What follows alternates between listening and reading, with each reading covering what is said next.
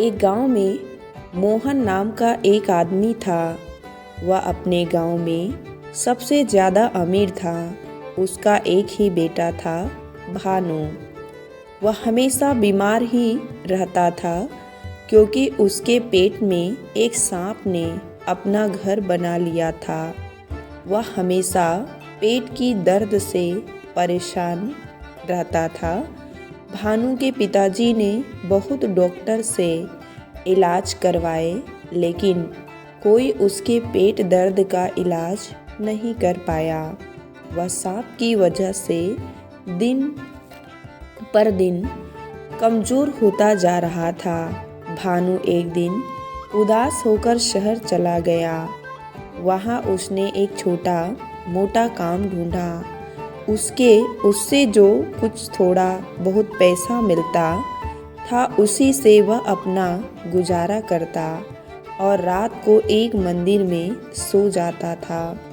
उसी शहर में एक वीरेंद्र नाम का अमीर आदमी अपने 2 बेटियों के साथ रहता था।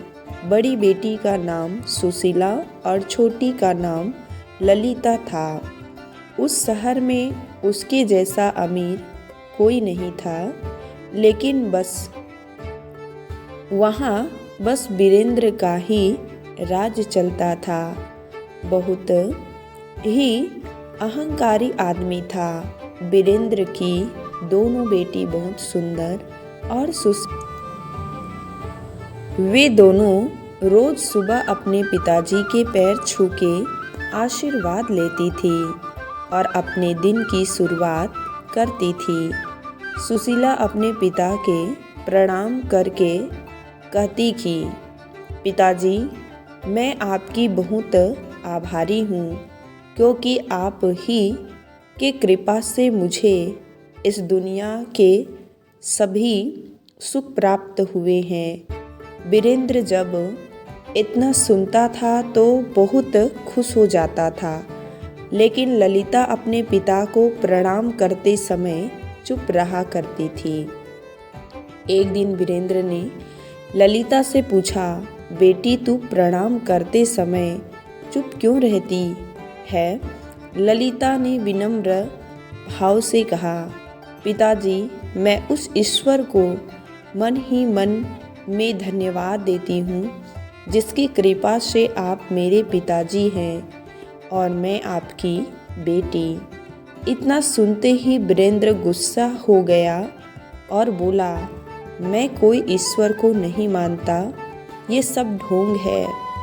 इतना सारा जो धन दौलत है वो ईश्वर की कृपा से नहीं, मैंने अपनी मेहनत से बनाया है। ललिता ने कहा, पिताजी, ईश्वर की कृपा नहीं होती तो आज आप पूरी जिंदगी मेहनत करके जितना भी धन जमा किए हैं सब बेकार हो जाता। वीरेंद्र बोला, अच्छी बात है, जब तुमको अपने ईश्वर पर इतना भरोसा है तो आज देख ही लेते हैं कि तुम्हारा ईश्वर तुम्हारे लिए क्या कर सकता है। उसने अपने नौकरों से बोला, इस लड़की का विवाह किसी भिखमंगे से करवा दो ताकि इसकी औकात समझ में आ जाए। वीरेंद्र के नौकर ने ललिता के लिए किसी भिखारी की खोज शुरू कर दी। एक दिन नौकर ने भीख मंगे को खोजते खोजते एक जंगल में पहुंचा। वहां एक पेड़ के नीचे भानु भूखे प्यासे सोया हुआ था और एकदम भिखमंगे के जैसा दिख रहा था। वीरेंद्र के नौकरों ने उसको पकड़ लिया और उसके पास ले आए। वीरेंद्र ने अपनी छोटी बेटी ललिता का विवाह उसी से कर दिया। यह देखकर सुशीला ने उसका मजाक उड़ाते हुए कहा, व्यर्थ की बातें करके तुमने पिताजी को गुस्सा दिला दिया था। अब बहुत समय है, तू उनसे क्षमा मांग ले। क्या तुझे इतना भी पता नहीं कि किसी बड़े या अपने किसी गुरु समान पिताजी की भावनाओं को चोट पहुंचाना सही नहीं है। ललिता बोली, दुनिया में किसी से डर कर या अपने सुख के लालच में आकर जो व्यक्ति सत्य का साथ देना छोड़ देता है, उसकी ईश्वर भी कोई मदद नहीं करता और वो भी नाराज़ हो जाते हैं। और पिताजी के लिए मेरे मन में आदर का यह अर्थ नहीं है कि मैं उनके अहंकार में भी उनका साथ दूं।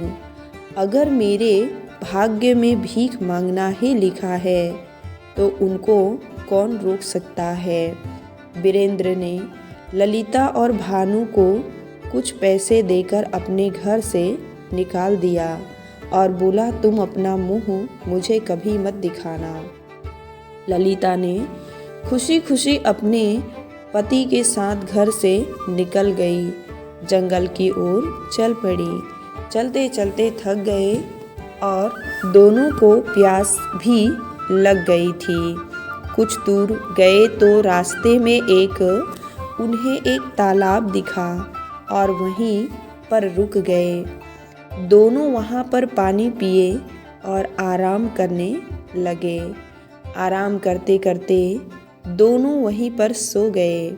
जब ललिता नींद से उठी तो उसने देखा कि उसका पति एकदम गहरी नींद में सोया हुआ था और उसके मुंह से एक सांप अपना फन बाहर निकालकर एक बिल की तरफ देख रहा था और उस बिल से दूसरा सांप अपना फन बाहर निकालकर पहले वाले सांप को देख रहा था। दोनों सांपों ने एक दूसरे से बहस करना चालू कर दिया और एक दूसरे का रहस्य बताने लगे। बिल वाले सांप ने कहा, अरे दुष्ट, तूने इतने सुंदर और नादान बालक का जीवन क्यों नष्ट कर रहा है? तू ये नहीं जानता कि ये कितनी अमीर घर का लड़का है। तू इसको इतना कष्ट दे दिया और कि ये लड़का मजबूरी में अपना घर छोड़ दिया। अब तो बंद कर दे अपनी दुष्टता।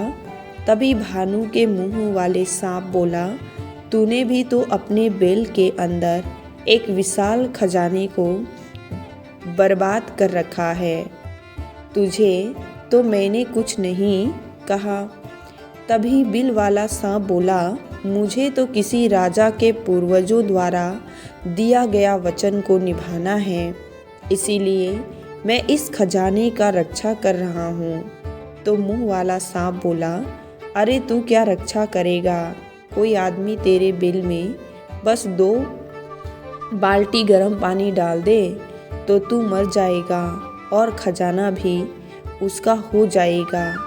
कोई इस रहस्य को नहीं जानता, इसीलिए तू अब तक जिंदा है। बिल वाला सांप बोला, तू भी तो इसी कारण जिंदा है कि मूर्ख की तेरा रहस्य कोई नहीं जानता। लेकिन जिस दिन किसी को यह पता चल गया कि पुराने चावल और सरसों का काढ़ा बनाकर इस लड़के को गर्म पानी पिलाने से तू मर जाएगा, उसी दिन तेरी दुष्टता भी खत्म हो जाएगी। ललिता यह जानकर अचंभित हो गई और उसका पति किसी अमीर घर का लड़का है। उसने जल्दी से बगल के गांव में गई और गांव वालों से मदद मांगी। पुरानी चावल और सरसों का काढ़ा और 1 बाल्टी गर्म पानी लाई। फिर उसने उस काढ़ा को अपने पति भानु को पिला दी और उसके बाद बाल्टी का गर्म पानी उस बिल में डाल दी। दोनों सांप तड़पते हुए बाहर निकले और मर गए और भानु एकदम से ठीक हो गया। वहीं ललिता को दिल से धन्यवाद दिया और बोला, तुम नहीं होती तो पता नहीं मेरा क्या होता। ललिता ने खजाने वाली बात भानु को बताई और दोनों ने मिलकर उस जगह को खोदा जो वहाँ बहुत सोना, चांदी और हीरा निकला। वे दोनों खुश हो गए और भानु ने कहा पूरा खजाना और अपनी पत्नी ललिता को लेकर अपने गांव खुशी खुशी चला गया। कहानी से हमें ये शिक्षा मिलती है कि हर इंसान को अपनी गुप्त बातें किसी को बतानी नहीं चाहिए। इसीलिए कहा गया है कि कोई भी गुप्त बातें या रहस्य की बातें हो तो उसे छुपा कर रखना चाहिए। आप लोगों को ये कहानी कैसी लगी आप कमेंट में ज़रूर बताएं। अगर आपने कहानी पूरी सुनी है, अपना